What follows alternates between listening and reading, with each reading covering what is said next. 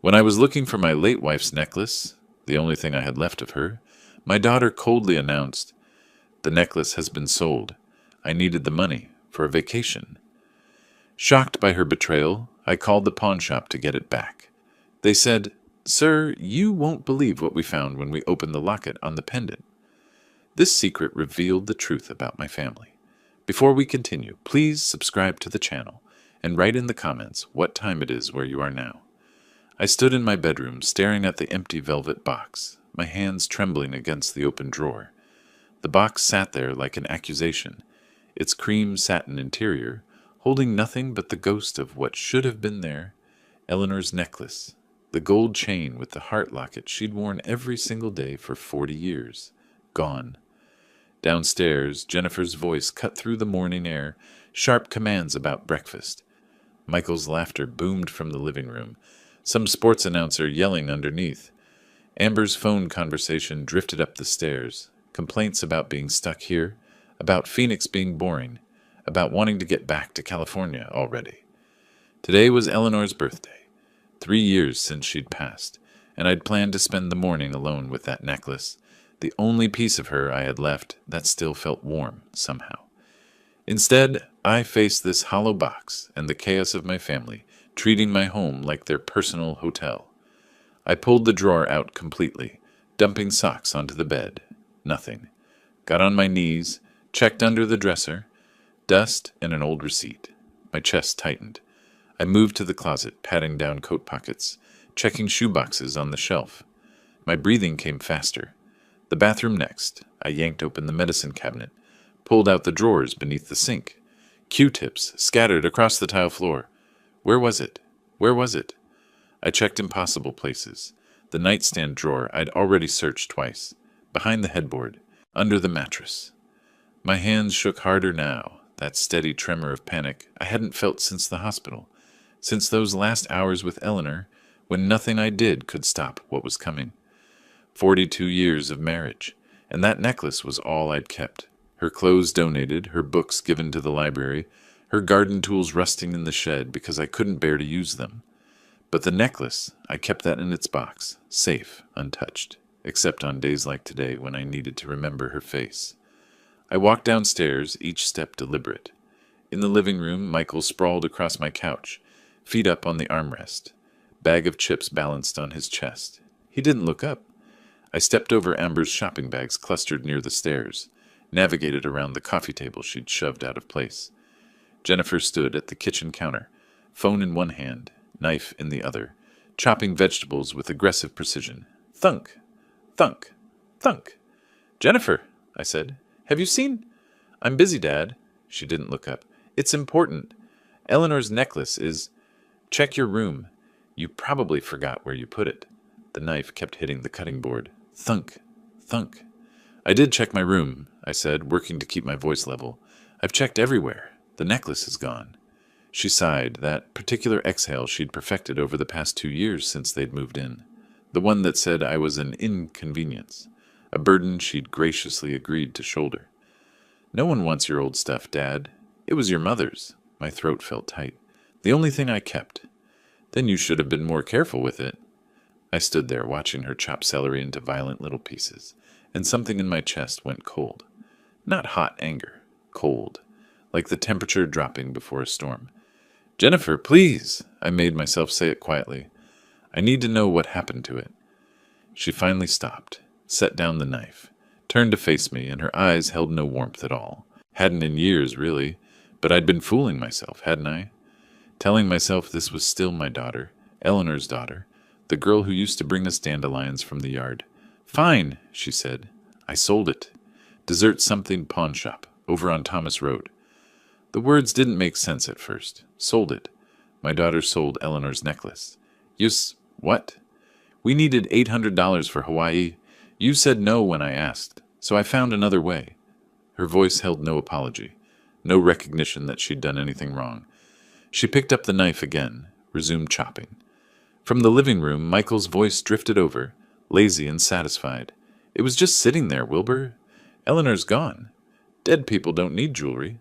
He didn't even sit up to say it. Kept his eyes on the television, scratched his stomach, reached for another handful of chips. The casual nature of it somehow made it worse than if he'd been angry, confrontational. This was just obvious to him. Of course they'd sold it. Why wouldn't they? On the stairs, Amber laughed, that bright, empty sound of someone who finds genuine pain hilarious. "Grandpa, you're being dramatic. It's just a necklace. Mom got us an awesome vacation." I looked at her, really looked. 23 years old, Eleanor's granddaughter, and she had the same empty eyes as her mother. When had that happened? Or had I just been refusing to see it? "Your grandmother wore that every day for 40 years, I said quietly. Amber shrugged, already turning away, phone back to her ear. "Well, now someone else gets to wear it. Circle of life, or whatever." I stood in my kitchen in the house Eleanor and I had bought in 1985, the house we'd filled with 42 years of memories, and looked at these three people, my daughter, her husband, her daughter. They stared back with the collective expression of people waiting for an inconvenience to remove itself. I turned and walked to my bedroom, closed the door behind me with a soft click, sat on the edge of the bed. The empty velvet box sat on the dresser where I'd left it.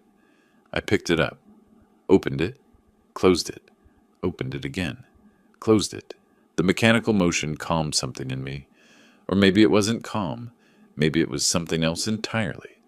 My hands had stopped trembling. I sat there for a long time, the box resting on my knees, and felt something shift inside my chest. Not breaking.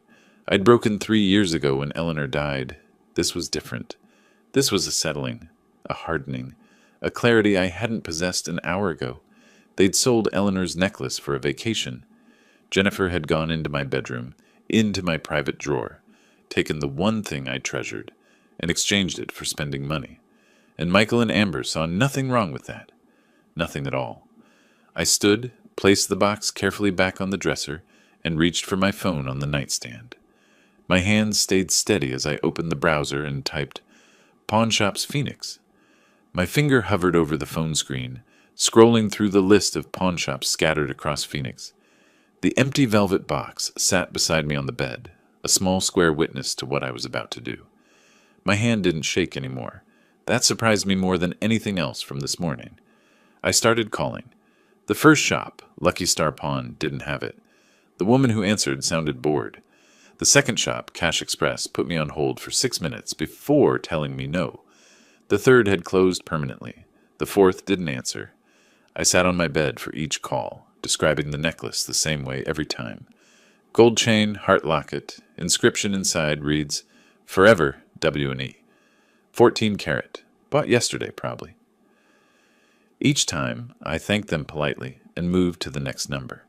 Jennifer's voice occasionally drifted up from downstairs, giving orders to someone. Michael's sports announcers provided a steady background rumble.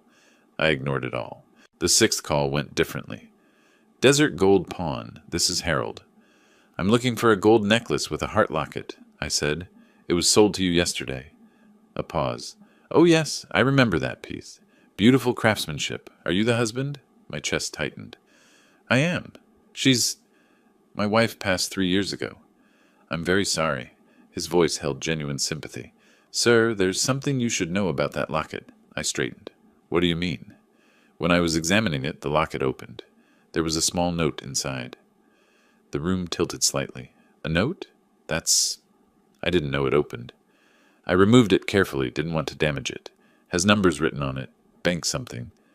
40 years. 40 years of marriage, and I'd never known the locket opened. Eleanor had worn it against her skin every single day, and I'd never thought to look for a clasp, never tried to open it. "Did you tell the woman who sold it?" I asked. "She was already gone." Honestly, I'm not sure she knew the locket opened either. She seemed in a hurry. Of course she had.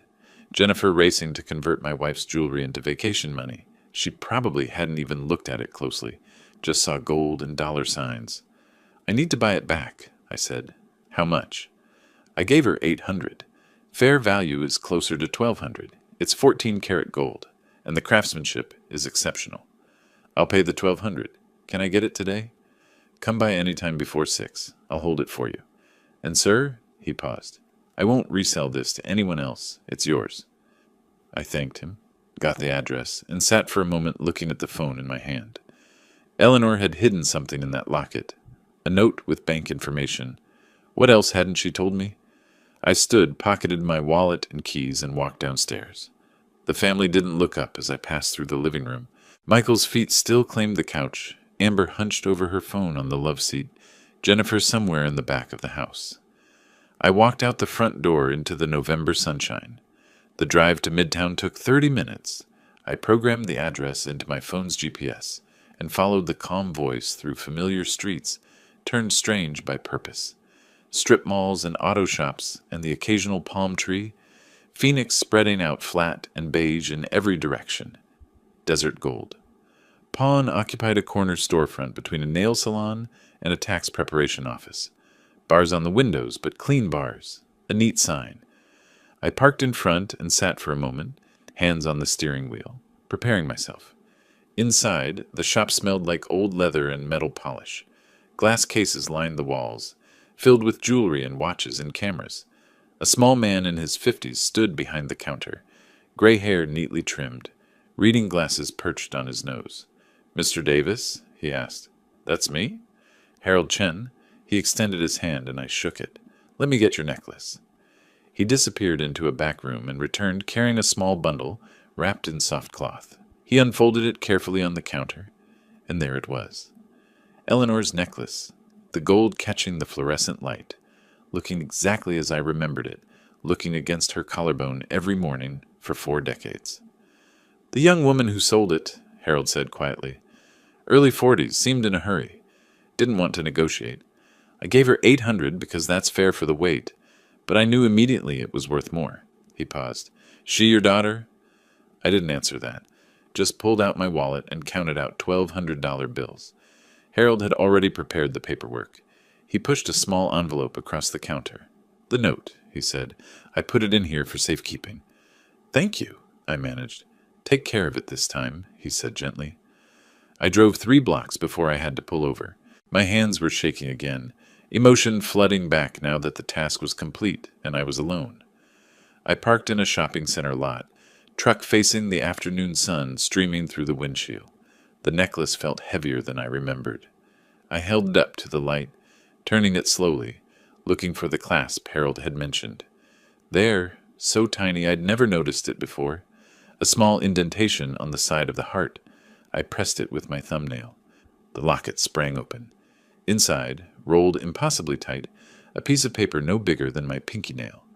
I used my fingernails to extract it, unrolled it carefully against my thigh.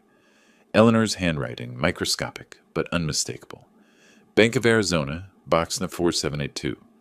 I sat in my truck staring at those words until the sun shifted and the windshield glare became too much. Eleanor had a safety deposit box at Bank of Arizona, box number 4782, and she'd never told me. I drove home in a daze, parked in the driveway, walked past my family still planted in their same positions, like permanent fixtures, up to my bedroom. I stood at the window, watching the sun sink toward the horizon, the necklace clutched in one hand, the note in the other. What had Eleanor hidden from me, and why? That night, I didn't sleep. I lay in bed turning the questions over and over, the necklace on my chest where Eleanor used to wear it, feeling the slight weight of the gold, wondering what other secrets she'd kept. Morning came slowly. I showered, dressed in my good khakis and a button-down shirt, and drove downtown to Bank of Arizona's main branch on Washington Street. The building rose 10 stories, glass and steel and intimidating. I walked through the revolving door into a marble lobby that echoed with quiet conversations and clicking heels. A young woman at the information desk looked up with a professional smile. Her name tag read, Lisa. "I need to access a safety deposit box," I said. "Of course. Do you have the box number and identification?" I showed her Eleanor's death certificate. I'd brought it, some instinct telling me I'd need it, and my driver's license. Lisa examined both carefully. "I'll need to see ID and your wife's death certificate. You're listed as surviving spouse?" "Yes. Married 42 years. She typed information into her computer, nodding. "The box was opened last in 2019. 6 years ago. No activity since." 2019. Eleanor had been diagnosed in early 2022. She'd set this up 3 years before she got sick, before either of us knew what was coming. My wife passed in 2022, I said. She must have set this up before. Lisa's professional mask softened slightly. Take all the time you need in the privacy room, Mr. Davis. I'll walk you through the process. She led me through a heavy door into a vault room, walls of metal drawers, each with 2 keyholes. Lisa used her key and the box number to slide out a long metal container. She handed it to me, heavier than I expected, and guided me to a small windowless room with a table and chair. I'll be outside when you're finished, she said quietly, and closed the door. I sat alone, the metal box on the table in front of me, and couldn't make myself open it. My hands rested on either side of it, feeling the cold metal, and I thought about Eleanor 6 years ago coming to this same room, putting something inside this box, locking it away without telling me. Finally, I lifted the lid. Stacks of cash. $100 bills in envelopes, organized with rubber bands. I counted quickly. $20,000 at least. Maybe more. And underneath it all, a sealed envelope. My name in Eleanor's careful handwriting. Wilbur. I picked up the letter, held it against my chest with my eyes closed. She'd known. Somehow, she'd known something was wrong. Known I'd need this. Known Jennifer would. My hands found the envelope's seal. I broke it carefully, unfolded the paper inside. My fingers broke the seal carefully, the paper crackling in the silence of the privacy room. I unfolded 2 pages covered in Eleanor's handwriting, that neat, measured script I'd seen on grocery lists and birthday cards for 42 years. My breathing went shallow as I began to read. My dearest Wilbur, if you're reading this, I'm gone, and you've found what I've hidden. The first line hit me like a physical blow. Her voice came through so clearly I could almost hear it. That slight rasp she'd developed in her 50s, the way she'd pause between thoughts. I saved this money over 30 years. Small amounts from each paycheck you never noticed. Don't be angry with me for the secrecy. I did it because I love you and I know what's coming. I read faster, my hand trembling against the table's edge. Jennifer has always been difficult. Remember when she was 25 and demanded we pay for her wedding, then didn't invite your brother because he couldn't give an expensive gift? I saw her true nature then, the way she treats people as transactions, the way nothing is ever enough. I did remember.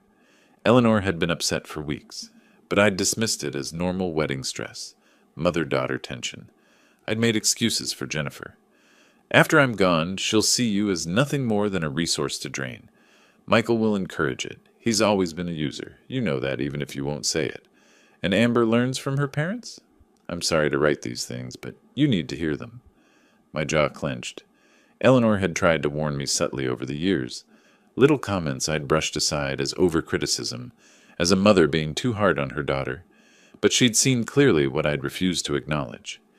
These savings are for you, my dear. $27,000. To protect yourself when you finally see what I saw. Don't let them turn you into a victim. You're stronger than you know. Be strong. Live for yourself. The house, the money, everything, it's yours. You worked for it. Don't let them take it out of guilt or obligation. I stopped reading, pressed the letter against my chest. 27,000. Plus what was in the box, I'd counted quickly, estimated over 20,000 more. Eleanor had saved nearly $50,000 without me knowing. How had I not noticed? All those years of her working night shifts at the hospital, picking up extra hours, and I'd thought it was just her dedication to nursing. The final paragraph. I wish I could be there to protect you, but I trust you'll know what to do when the time comes. You've always been thoughtful, methodical, careful. Use those strengths now. Don't be pushed around, and know that I love you more than anything in this world. Forever yours, Eleanor. I sat in that small room and reread certain passages. The wedding incident, the warning about Michael, the instructions to be strong.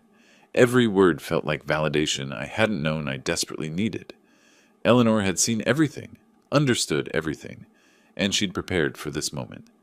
I folded the letter precisely, placed it in my jacket pocket, over my heart.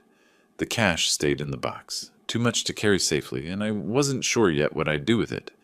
I stood, pushed the chair in, opened the door. Lisa looked up from her desk. All finished, Mr. Davis? Yes, thank you for your help. You're welcome. If you need to access the box again, just call ahead. I walked through the marble lobby, my footsteps echoing. Outside, afternoon sunlight hit me like a wall, harsh and unforgiving.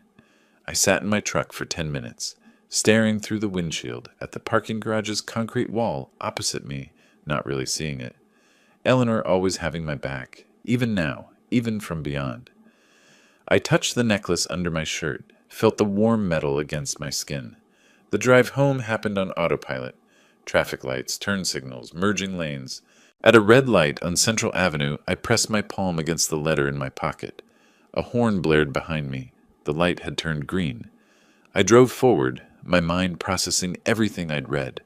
Home looked different when I pulled into the driveway. I sat watching through the front window before I got out. Jennifer on the couch, feet tucked under her, phone pressed to her ear, laughing at something. Michael sprawled in my recliner, Eleanor's 30th anniversary gift to me, the brown leather worn to the shape of my body. Amber at the kitchen table, bottles of nail polish scattered, cotton balls everywhere, painting her nails bright pink. My house, my space, occupied like conquered territory. I walked inside. Nobody looked up. Jennifer noticed the necklace first. The chain was visible at my collar where I'd tucked it inside my shirt. Her eyes fixed on it, and her expression hardened. Is that Mom's necklace? You got it back? I touched it protectively. Yes. She stood, phone lowered. Hand it over. We sold it. That makes it ours now. You can't just take it back. I bought it back. Paid $1,200. Her face flushed. With whose money? You're living on a fixed income. That's our inheritance you're wasting. Our inheritance. As if I were already dead. As if everything I owned already belonged to them. Michael pushed himself up from the recliner, moved closer. Jennifer's right. You're spending money that should go to family. It was my wife's necklace. Your dead wife. He said it casually, like commenting on the weather. You've got to move on, Wilbur. Face reality. Reality. Yeah, you're old. This house is too big for you anyway. Sign it over now. Save everyone the trouble later. I looked at him. Really looked. Saw the calculation in his eyes. The barely concealed eagerness. He wasn't even pretending anymore. None of them were. From the table, Amber chimed in without looking up from her nails. Grandpa, you're being selfish. Mom and Dad need security. They live here rent-free. That's what family does. We take care of each other. Is that what this is? I asked quietly. Care? Nobody answered that. Jennifer crossed her arms. Michael's jaw worked like he wanted to say more.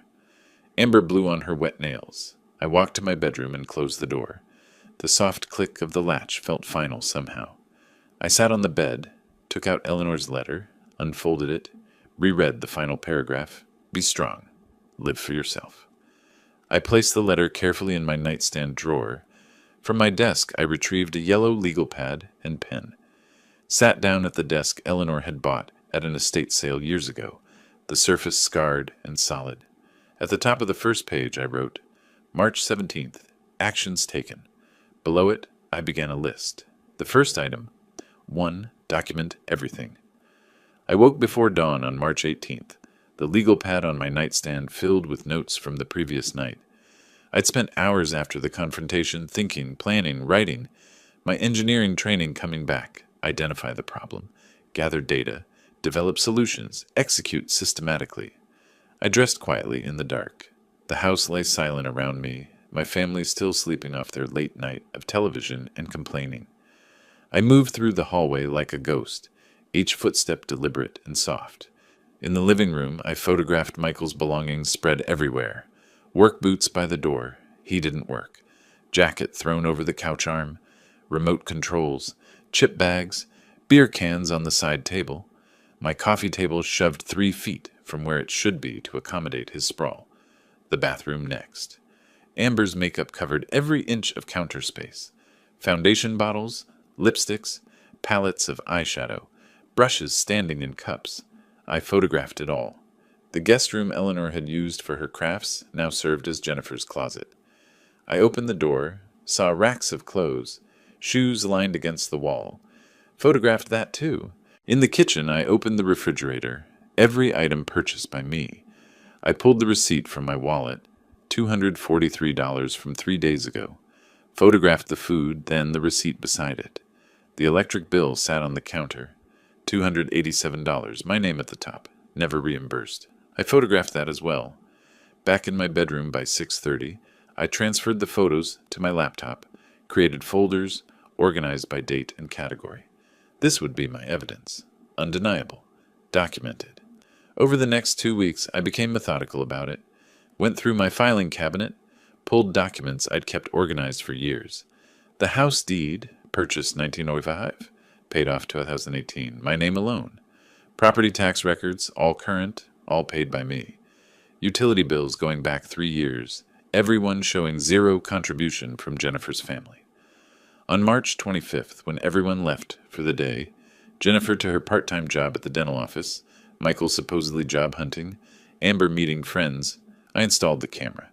I'd researched Arizona law carefully. Single-party consent for recording. My house, my right to secure it. I'd found a camera system online that disguised itself as a smoke detector, ordered it with 2-day shipping. The installation took an hour. I watched a tutorial on my laptop twice, then carefully removed the old smoke detector in the living room corner. The new unit looked identical but contained a wide-angle camera lens, barely visible behind the white plastic grating. I mounted it, tested the connection on my phone. Perfect view of the couch, the kitchen entrance, most of the main floor. I felt no guilt. This was my home, my property. They'd forfeited any expectation of privacy the moment they started plotting how to take everything from me. The recordings proved valuable quickly. By March 29th, I had hours of footage. That evening, I sat at my bedroom desk. Door locked, laptop open, watching.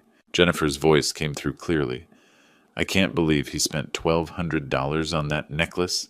That's our money. Michael, from the couch. He's being selfish. Old people get like that. When this house is ours, first thing I'm doing is remodeling. This place is stuck in 1985. Might not have to wait too long. He's what, 67? How many years he got left, really? I saved the clip, labeled it carefully. Evidence 329, Inheritance Discussion MP4. Another clip from April 1st showed Amber on the phone with a friend sitting on the stairs. My grandpa is such a pain. He got all weird about my mom selling some old necklace. The friend's voice faint. Why'd she sell it? We needed Hawaii money. He wouldn't give it to us, so Mom took care of it herself. Honestly, I'll be glad when this house is ours and we don't have to deal with his drama. My face remained impassive as I watched. Saved the clip. Added it to the growing folder. The financial forensics took longer. I pulled 3 years of bank statements, spread them across my desk, created a spreadsheet. Every loan to Michael went into the document with dates and amounts. $500 for car repairs in May 2022. $1,200 for emergency dental in August 2022. $2,000 for an investment opportunity in November 2022. On and on, month after month. I added formulas. Watched the total climb. By the time I finished, the number at the bottom read 18,500 Mauers. The actual repayment column contained nothing but zeros. I printed the spreadsheet, added it to my evidence folder. Found Jennifer's credit card statements mixed with my mail. She'd been using my address without asking. The Hawaii trip itemized clearly. $4,200 including flights, hotel, excursions, plus the $800 from selling Eleanor's necklace. By early April, my folder had grown thick with documentation. Photographs, videos, financial records, property documents, everything organized with tabs and labels. I sat at my desk one evening, the folder open before me, and knew it was time. I picked up my phone, searched Elder Law Attorneys Phoenix. Patricia Morrison's practice appeared third in the results. Protecting senior rights, experienced elder law attorney. I called the next morning. Her receptionist scheduled me for April 3rd at 2 in the afternoon. The office building downtown rose 12 stories, glass and steel reflecting the desert sky. I parked in the garage, took the elevator to the 3rd floor. Patricia Morrison's name on a glass door, neat reception area with leather chairs and legal journals on a side table. The receptionist showed me to Patricia's office.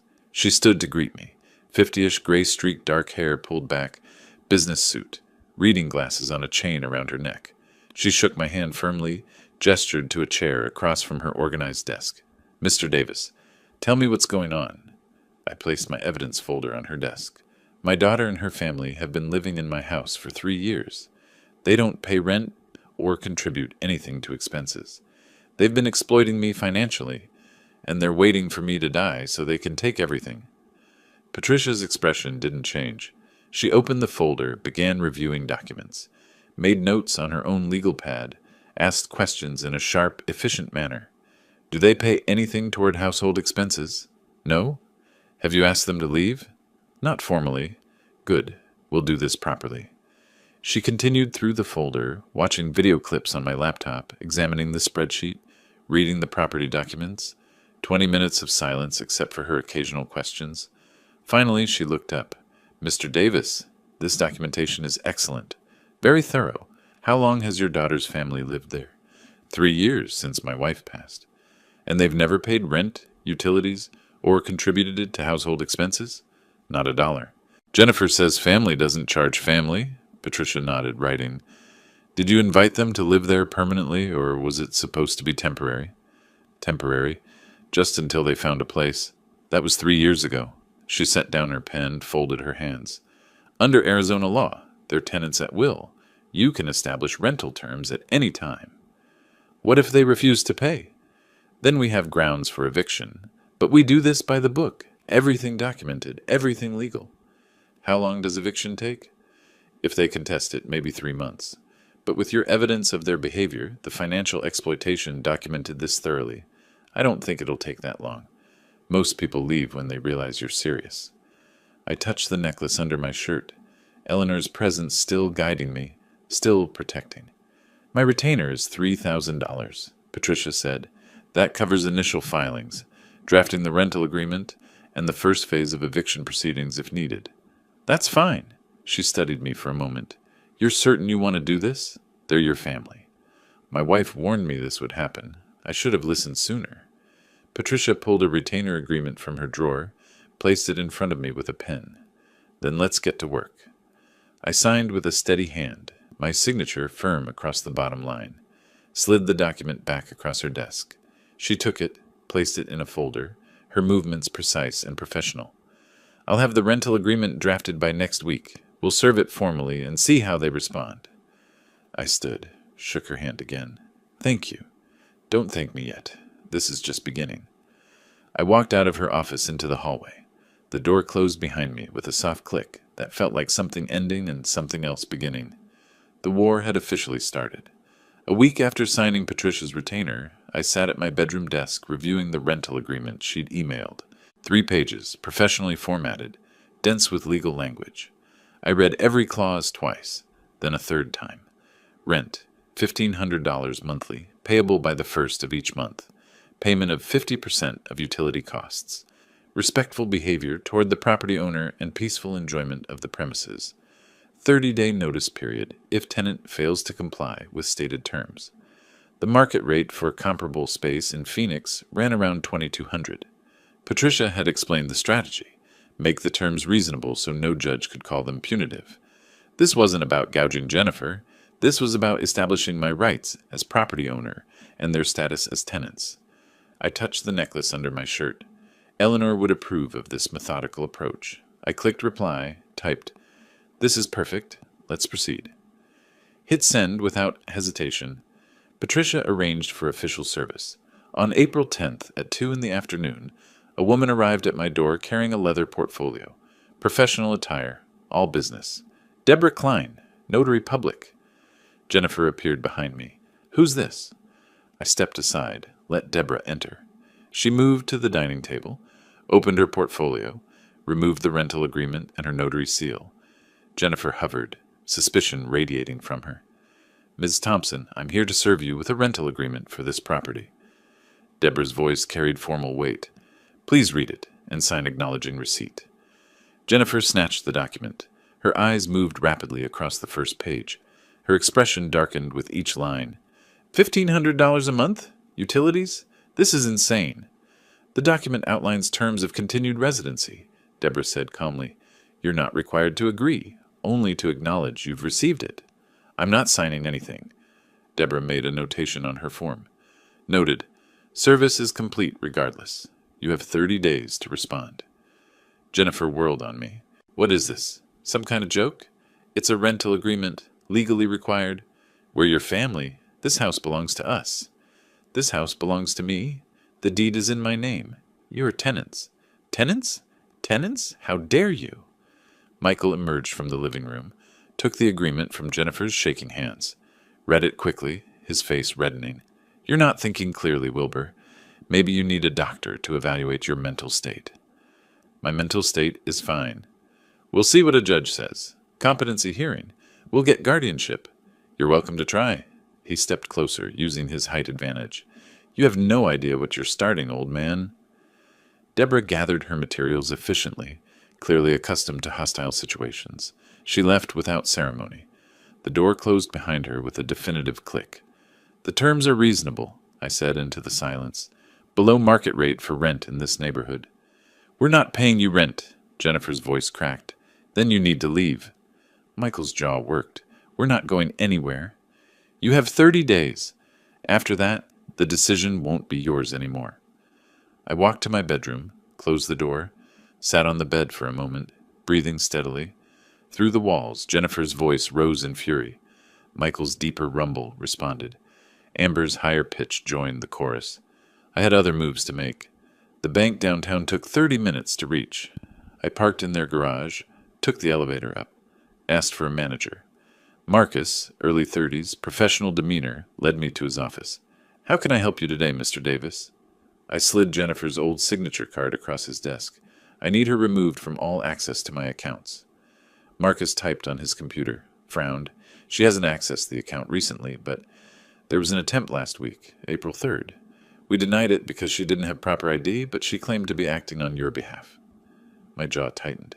April 3rd. The same day I'd met with Patricia, Jennifer had tried to drain my accounts while I was securing legal representation. Remove her completely. New passwords. New security questions. I'll flag the account for fraud attempts as well. Marcus made notes. Would you like documentation of the attempted access? Yes. Print the security log. He did. I added it to my growing evidence folder. The next morning I met with Andrew Morrison, an estate specialist Patricia had recommended. His office occupied the second floor of a quiet building near Camelback Mountain. Andrew reviewed my existing will, everything to Jennifer, drafted 5 years ago, and set it aside, pulled out fresh documents. You're certain about these changes? Completely certain. I initialed each page. 3 beneficiaries: the Phoenix Homeless Coalition, the Memory Research Foundation, and the Arizona Elder Rights Advocacy Center. Organizations that did actual good in the world. Jennifer would receive nothing.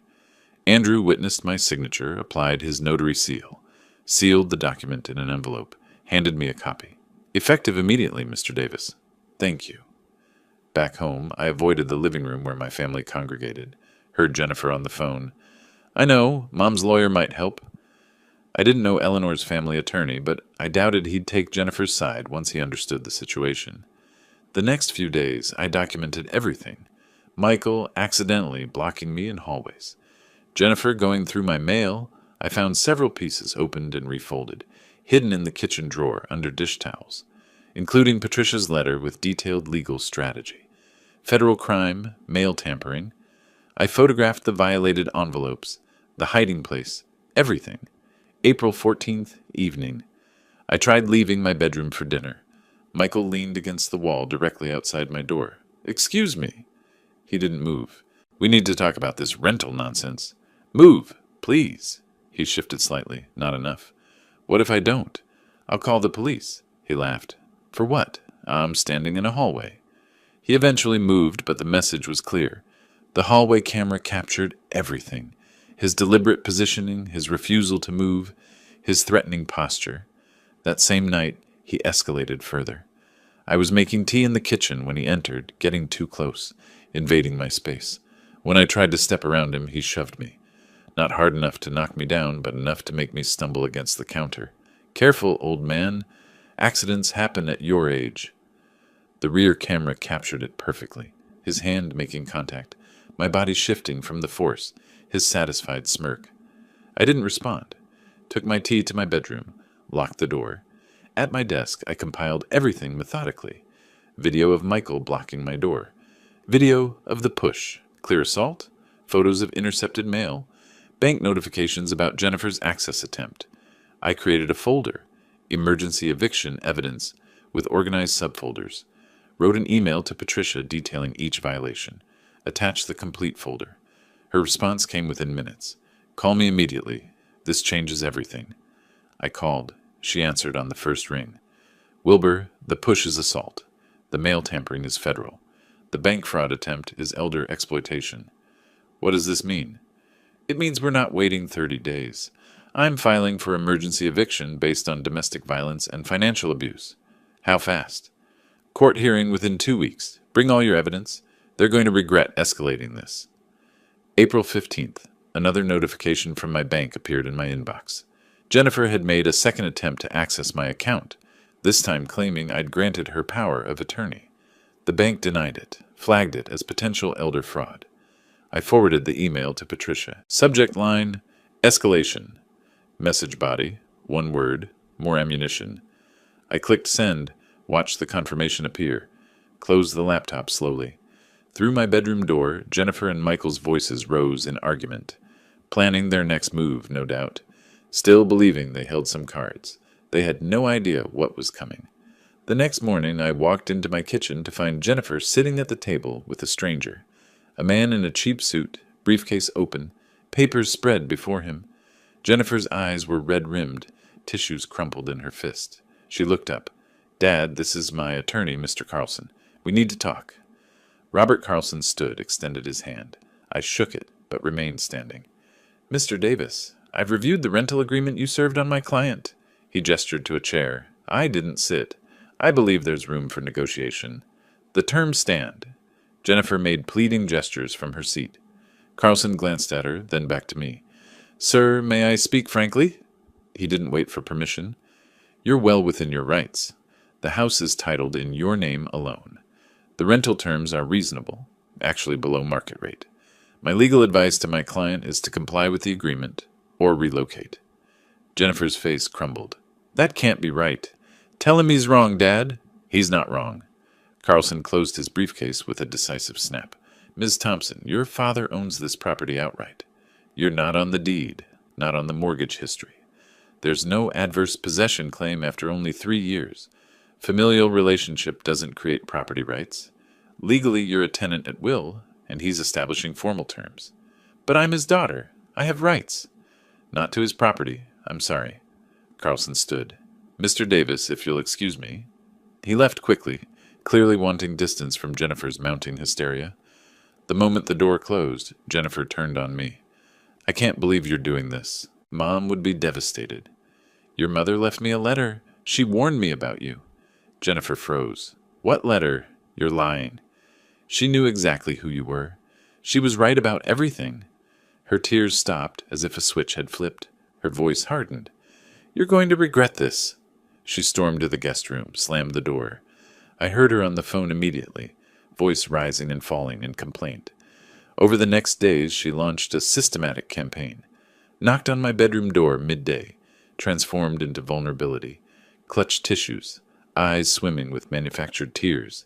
Dad, please, I'm not sleeping. I'm developing chest pains. The stress is killing me. She reached for my hand. I kept mine at my side. I've given up so much to be here with you after Mom died. How can you do this to me? I looked at her performance with detachment. Eleanor's letter had inoculated me against this manipulation. You have 29 days left. I closed the door. Her sob sounded fake, even through the wood. Michael's approach was different. More direct, more physical. I tried leaving my bedroom the next morning. He was in the hallway, leaning against the wall, directly in front of my door. Not quite blocking it, but close enough that I'd have to squeeze past him. Excuse me. He didn't move. We need to talk about this rental nonsense. Move, please. He shifted his weight. Not enough to create passage. What if I don't? I'll call the police. For what? I'm standing in a hallway. His smile held no warmth, waiting to use the bathroom. That a crime? He eventually moved, but not before making me turn sideways to pass. The hallway camera captured his deliberate positioning, his calculated intimidation. That afternoon, I found my mail in the kitchen drawer again. 3 days' worth, including another letter from Patricia. already opened. My hands shook as I photographed the evidence. Federal mail tampering. I sent the photos to Patricia immediately. The social pressure came from Amber. She'd been posting regularly since the rental agreement was served, crafting a narrative of victimhood for her followers. My neighbor, Mr. Chen, approached me at the mailbox. "Wilbur, I saw some posts online. Your granddaughter said, 'Well, is everything all right?' 'Everything's fine, Tom.' She made it sound like you're having some kind of episode. Memory problems, maybe? I'm establishing rental terms for my property, that's all." His expression showed he didn't quite believe me. "Right. Well, if you need anything—" He walked away quickly, leaving me standing alone with my mail. Across the street, Mrs. Patterson saw me, turned, and went inside without her usual wave. Amber's campaign was working. The neighborhood was turning against me based on lies posted to social media. April 14th was when Michael crossed the final line. I was making tea in the kitchen. He entered, moved too close. When I tried to step around him, he put his hand on my chest and pushed. Not hard enough to knock me down, but enough to make me stumble backward against the counter, enough that I had to catch myself on the edge. "Careful, old man. Accidents happen at your age." I said nothing, took my tea and left. Behind me, Jennifer's voice. "Michael, not in the house." But the camera had captured everything, his hand making clear contact. My body forced backward, his threatening tone. In my bedroom, I sat at my laptop and methodically compiled the evidence. Video clips organized by date and severity, photos of tampered mail, screenshots of bank fraud notifications, Amber's social media posts archived. I created a comprehensive timeline document, cross-referencing each incident with supporting evidence. Everything organized, everything documented, everything ready for court. I emailed the complete package to Patricia. Her response came quickly. "Perfect timing. Emergency hearing is scheduled for May 2nd. 2 weeks away. They won't know what hit them." That same afternoon, another notification arrived from my bank. Jennifer had attempted to access my account again, claiming I'd granted her power of attorney. The bank denied it, flagged the account, contacted me to verify. I called them immediately, confirmed the fraud attempt, requested full documentation. They sent it within the hour. I forwarded it to Patricia with one word in the message body. "More ammunition." Her reply, "This is textbook elder financial exploitation. Combined with the assault and mail tampering, we have an overwhelming case. Start packing their belongings mentally. They're done." I stood at my bedroom window, watching the sun sink toward the western mountains. Phoenix spread out below in the amber light, the city where Eleanor and I had built our life together, where we'd raised Jennifer, bought this house, worked and saved and planned for a future we'd thought would be peaceful. In the living room, I could hear my family arguing, Jennifer's voice sharp with panic, Michael's defensive rumble, Amber whining about having to move. They still thought they were winning, still believed their tears and threats and social media posts would force me to capitulate. They had no idea the trap had already closed around them. I touched Eleanor's necklace through my shirt, felt the warm gold against my skin, and allowed myself the smallest smile. 2 weeks until the hearing, 14 days until justice arrived. I could wait. 2 weeks later, I sat in a courtroom watching Judge Margaret Stone review documents at her bench. The emergency hearing had arrived. Patricia sat beside me, 2 accordion folders on the table before her. Across the aisle, Jennifer huddled with Carlson and Michael, all 3 avoiding my gaze. Judge Stone looked up, steel gray hair framing sharp eyes that had clearly seen through countless family disputes. "I've reviewed the evidence submitted by Ms. Morrison. The videos are particularly disturbing." Carlson stood. "Your Honor, this is a family dispute. Emotions are running." "Mr. Carlson, assault is assault, regardless of family relationship, and the mail tampering is a federal offense." The judge's voice cut through his excuse. "I'm issuing a temporary restraining order. Mr. Thompson will maintain a distance of at least 10 feet from Mr. Davis at all times within the shared residence. Any violation will result in immediate arrest." Michael nodded reluctantly, jaw tight. "The full eviction hearing is scheduled for July 2nd.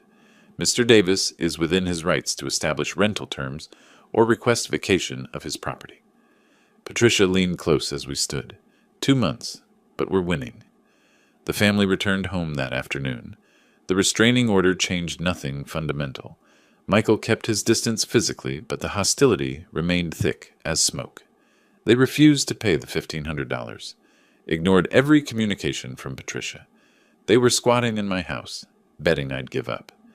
Mid-May, I made a decision that surprised even Patricia. I want to sell the house. Silence on the phone then. Wilbur, that's radical, but strategically brilliant. Remove the asset they're fighting over. Exactly. She recommended Robert Santos, a real estate agent who handled difficult situations professionally. He arrived May 20th at 10 in the morning carrying a leather portfolio and digital camera. Mr. Davis, let's see what we're working with. I walked him through. He photographed each room, living room with family clutter pushed aside, kitchen dated but functional, bedrooms showing wear. He measured with a laser device, made notes on a tablet. Jennifer watched from the hallway, arms crossed, suspicious but not yet understanding. In the backyard, Robert measured the fence line. Jennifer stormed out. "Who are you? What are you doing?" Robert remained professional. "I'm a licensed real estate agent conducting a property assessment." She turned to me on the patio, face draining of color. "Dad, what's going on?" "I'm selling the house." No, you can't." She advanced, then stopped, remembering the restraining order applied to Michael, calculating whether it applied to her. "This house is ours. I grew up here." "It's my house. My name on the deed. My decision." Robert finished his measurements, thanked me quietly, left Jennifer standing in the yard looking stricken. The next day he called with his assessment. "The property is in good condition. Some cosmetic updates would help, but it's marketable as is. I'd list at $385,000. You should expect offers in the $375 to $385 range within 2 weeks." "How fast can we move?" "List it tomorrow. With the Phoenix market, you'll have offers by the weekend." "Do it." A week later, Robert returned with a company truck and assistant. They installed a large sign in the front yard, bright red and white, impossible to miss. "For sale," in bold letters, Robert's photo and phone number below. Jennifer watched from the living room window, face twisted with rage and disbelief. Within hours, the listing went live online. My phone buzzed with a notification. "Your property is now active on the MLS." I showed Patricia via video call. She smiled. "Perfect." The first showing happened 3 days later. A young couple, Sarah and Marcus Chen, both in their early 30s, walked through awkwardly. I'd retreated to my bedroom, but I could hear them moving through the house. Jennifer's family stayed put, glaring at the intruders. Michael deliberately sprawled on the couch, making them uncomfortable. The young woman's voice drifted down the hall. "Are the current occupants included?" Robert's diplomatic response. "The property will be vacant at closing." Despite the hostility, they were interested. Robert called me that evening. "They're making an offer, $383,000. $2,000 under asking, but they're pre-approved and want a fast close." "Accept it." "You're sure? You don't want a counter for the full asking price?" "Speed matters more than $2,000. "Accept it."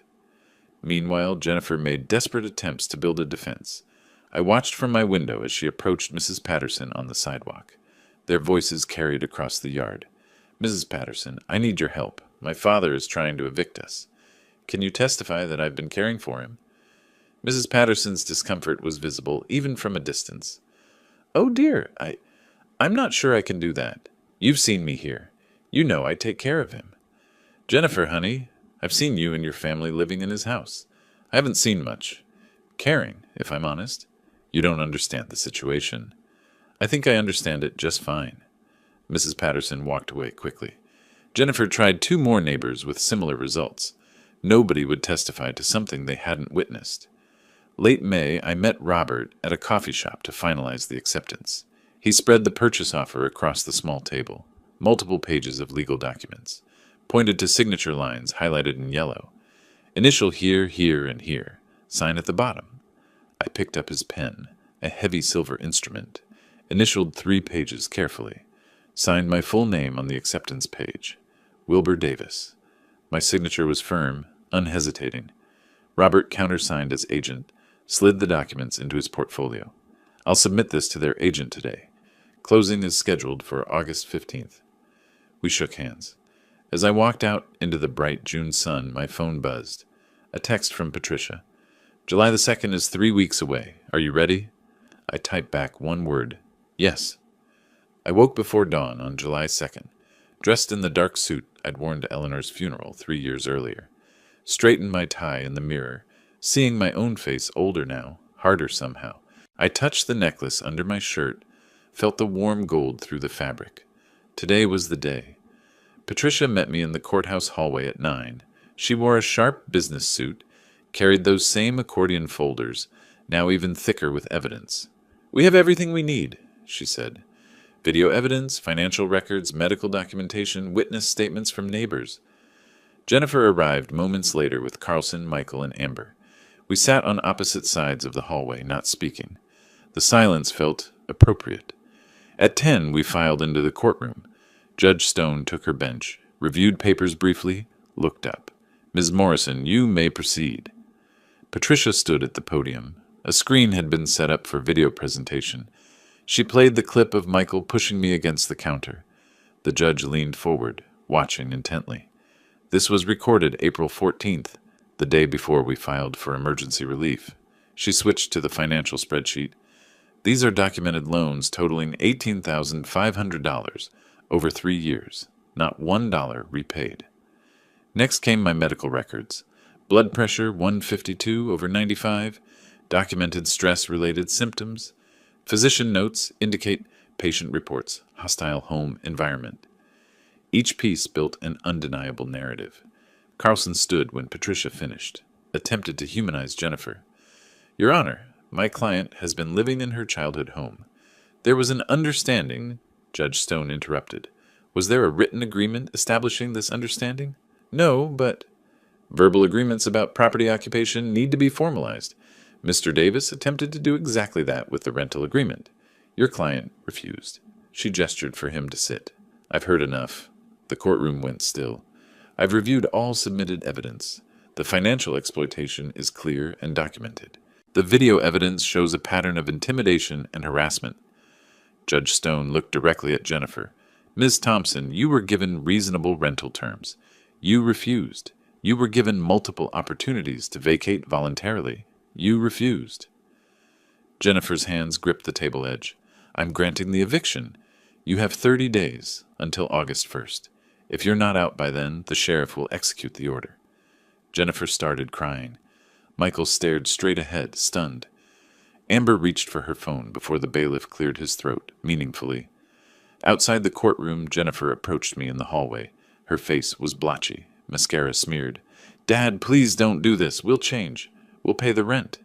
It's too late for that. Where are we supposed to go? That's not my problem anymore. How can you be so cold? We're your family. I looked at her, really looked, seeing Eleanor's features in her face, but none of Eleanor's warmth.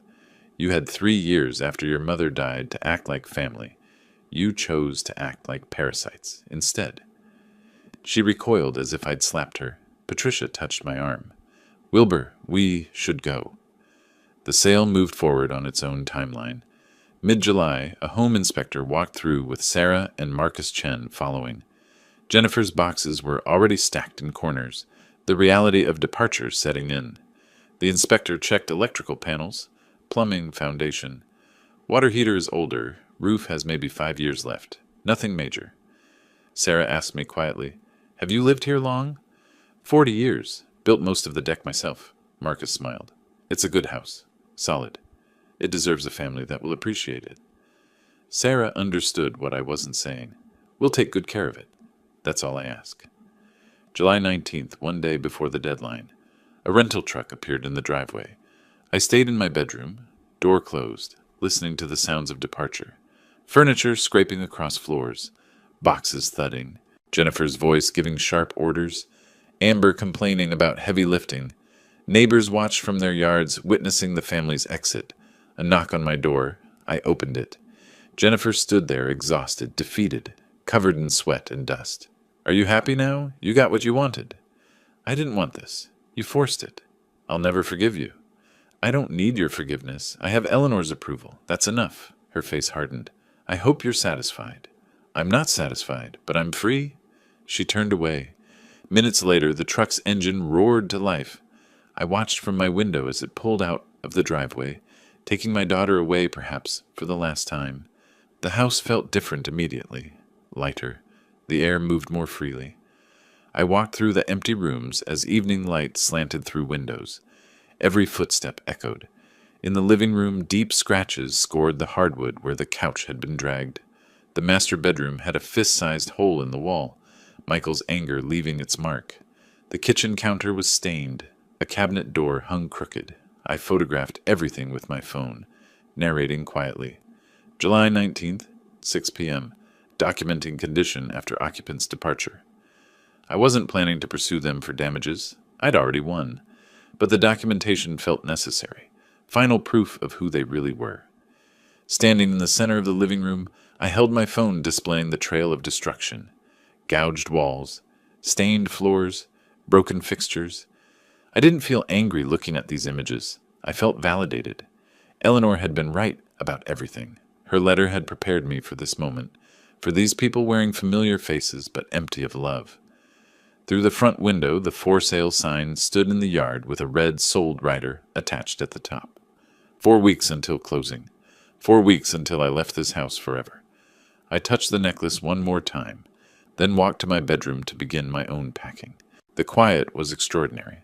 After 3 years of chaos and voices and demands and hostility, the silence felt like a gift. I was free.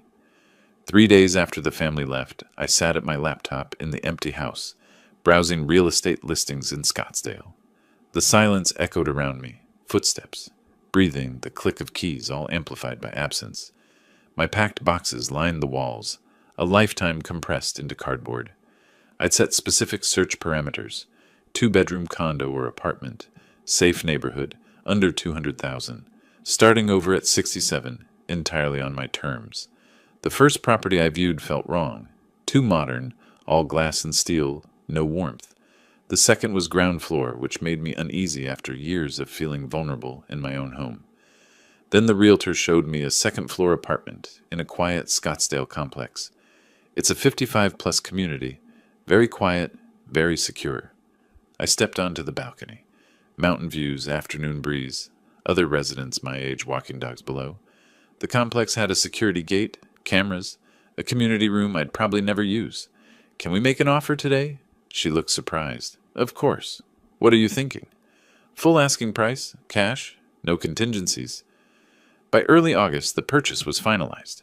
$195,000. I used Eleanor's hidden money and part of the house proceeds. No mortgage. The freedom of that felt extraordinary.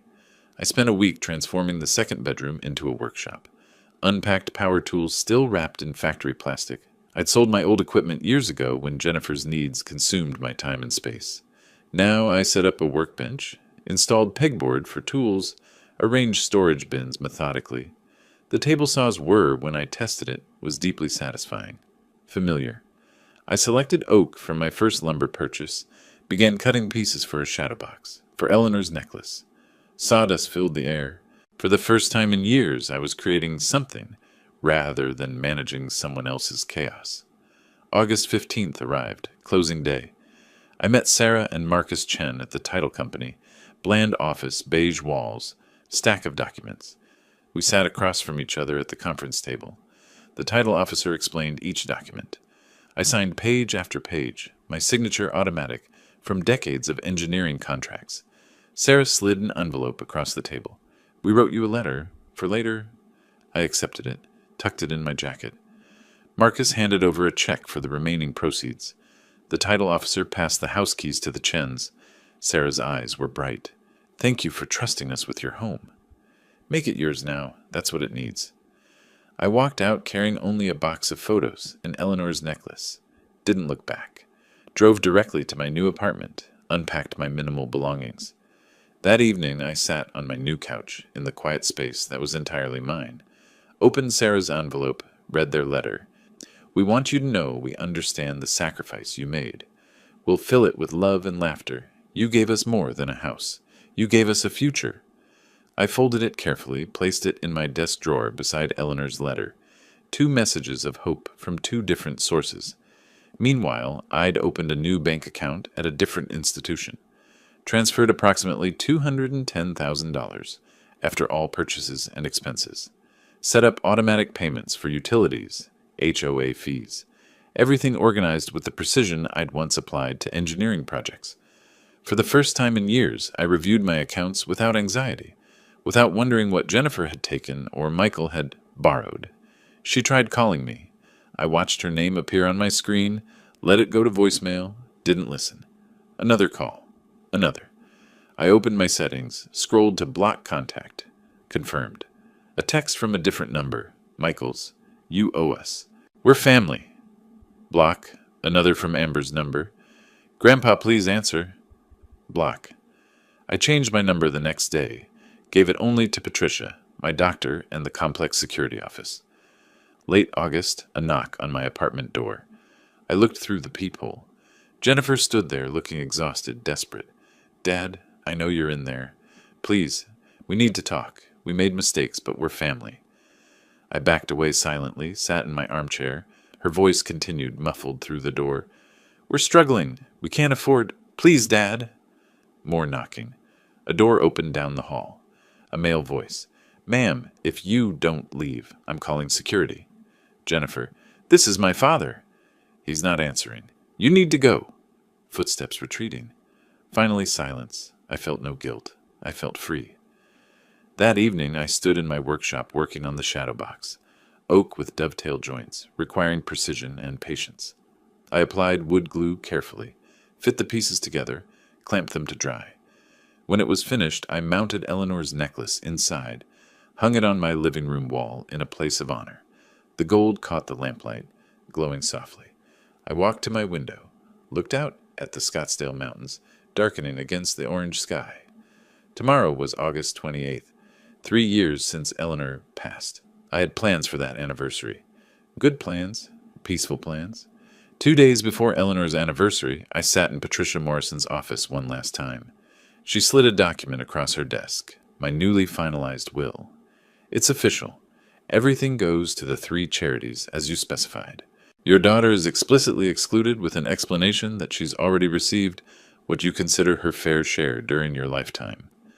I read the relevant section aloud quietly.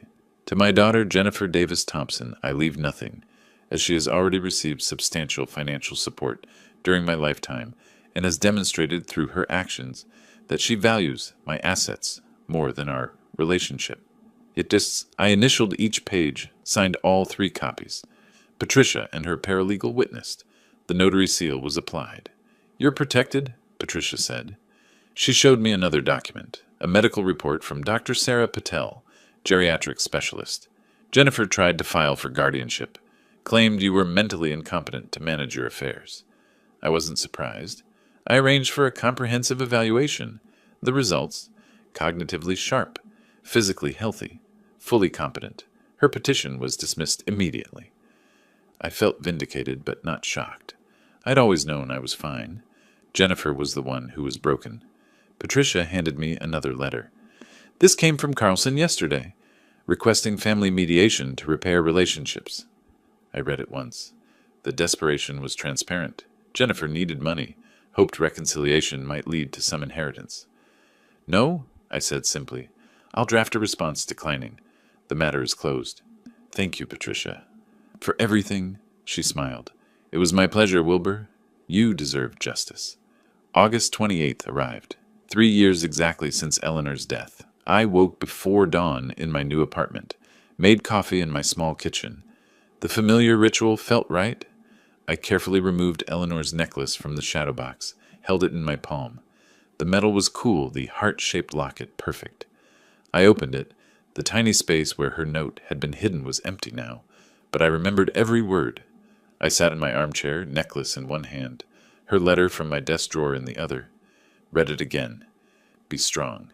Live for yourself. I did it, Eleanor, I whispered to the quiet room. I'm free. Tears came, not from sadness, but release. She'd saved me even after death, given me permission to choose myself over obligation. You were right about everything. Thank you for not giving up on me. I returned the necklace to its place of honor on the wall, where it caught the morning light. That afternoon, I met Dennis Morrison at a Starbucks in Scottsdale, an old friend from my engineering days, someone I'd lost touch with when Jennifer's family consumed my life. He was there first, gray hair, warm smile. We shook hands, the gesture turning into a brief hug. I tried calling you a few times over the years, Dennis said as we sat with our coffee. Always went to voicemail. I was occupied. My daughter and her family moved in after Eleanor died. Understanding dawned in his expression. Ah, that kind of occupied. We talked for 2 hours, about Eleanor, about engineering projects from decades past, about Dennis's grandchildren. Finally, I said, I'm living alone now, by choice. Dennis grinned. Good for you, Wilbur. That wasn't living before. No, but it is now. How about chess next Thursday? Prepare to lose. You're on. It was the first social engagement I'd made for myself in years. That evening I stood in my workshop, working on an oak box, dovetail joints, requiring precision and patience. I'd built the shadow box for Eleanor's necklace. This box had no specific purpose yet. Maybe I'd give it to Dennis. Maybe I'd keep it for my own small treasures. It didn't matter. What mattered was that I was making it with my own hands, in my own time, for my own reasons. I applied glue to the final joint, fitted the pieces together carefully, ran my hand over the smooth wood, feeling the grain. The satisfaction was profound. As I worked, I thought about the journey, Eleanor's letter hidden in the necklace, the discovery of her savings, the legal battle, Patricia's expertise, the house sale, this new beginning. I didn't feel victorious. I felt balanced. I cleaned my tools methodically, swept the sawdust, examined the completed box in the light. The joints were perfect. I set it on the workbench, satisfied with my work, turned off the shop light and walked into my living room. Eleanor's necklace glowed softly in the evening light from the window. The gold caught the last rays of sun, throwing tiny reflections across the wall, like stars, like promises kept. I walked to the window, looked out at the Scottsdale Mountains, darkening against the orange sky. My phone sat silent on the counter. My number, my contacts, my control. Tomorrow I'd meet Dennis for chess. Next week I'd finish another project in my workshop. The month after that, who knew? The future was unwritten, and for the first time in years that felt like freedom rather than fear. I touched my shirt where the necklace used to rest against my chest. It was on the wall now, visible, honored, but no longer armor. I didn't need armor anymore. I smiled, a genuine, peaceful smile, and turned toward my kitchen to make dinner. Just for myself. Exactly enough. If you like this story, please like this video, subscribe to the channel, and share your impressions of this story in the comments. To listen to the next story, click on the box on the left. Thank you for watching.